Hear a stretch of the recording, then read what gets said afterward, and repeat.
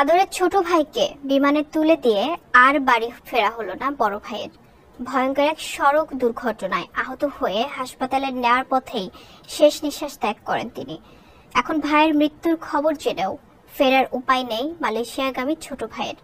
6 ভাই আর 5 বোনের বিশাল সংসারের বোঝাকে হালকা করতেই তিনি প্রবাসে পাড়ি জমান।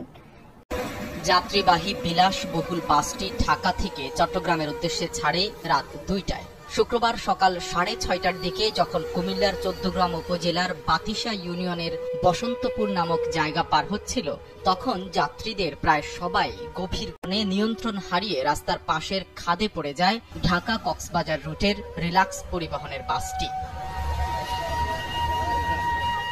উল্টে যাওয়া বাস থেকে আহত যাত্রীদের বের করতে বেশ কিছুটা সময় লেগে যায়। গুরুতর আহত 5 জন হাসপাতালে নেয়ার পথে মারা গেছেন। এর মধ্যে একজন হলেন কক্সবাজারের টেকনাফ উপজেলার মোহাম্মদ হোসেন। ছোট ভাই মোহাম্মদ আকাশকে মালয়েশিয়াগামী বিমানে তুলে দিয়ে বাড়ি ফিরছিলেন তিনি। সঙ্গে ছিলেন আরেক ভাই ফিরোজ হোসেন। ভাই মোহাম্মদ হোসেনকে হারিয়ে যেন বাকরুদ্ধ আহত ফিরোজ। আমার ভাই একটা মারা গেছে। ওনার নাম কি? ওনার নাম মোহাম্মদ হোসেন। ওই ভাই ওকে মালয়েশিয়া যাতে ওর বাড়া গেছে। গাড়িতে এসে লাস্ট আপনার 5:30টার দিকে আপনার হোটেল শাহজাহানে বিরতি দিয়েছে। শাহজাহান থেকে বিরতি শেষ করে সে গাড়িটা চালাইছে। মাঝখানে একটা রং ড্রাইভ করছিল, তখন পাবলিক চেঁচামেচি করছে। এরপরে সবাই যে যার মতো ঘুমন্ত অবস্থায় একদম সকালের শেষের দিকে, রাতের শেষ ফজরের আজানের পরপর ঘুমের দিকে ছিল।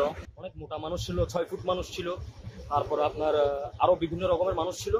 ওদেরকে সবাইকে আমি এবং আরো একজন মানুষ ছিলেন, উনি স্থানীয় একজন ছিলেন, উনি এবং আরেকজন বাজার থেকে আমরা 3 জনে মিলে আমরা বের হয়ে, আমরা অক্ষত অবস্থায় বের হয়ে আমরা আবার ভিতরে ঢুকে এরপর ওদেরকে প্রায় 7 থেকে 8 জন হবে, আমি তো সংখ্যা মনে রাখতে পারিনি, যাদেরকে পারছে আমরা বের করছি ওদেরকে হসপিটালাইজের জন্য নিয়ে গেছে।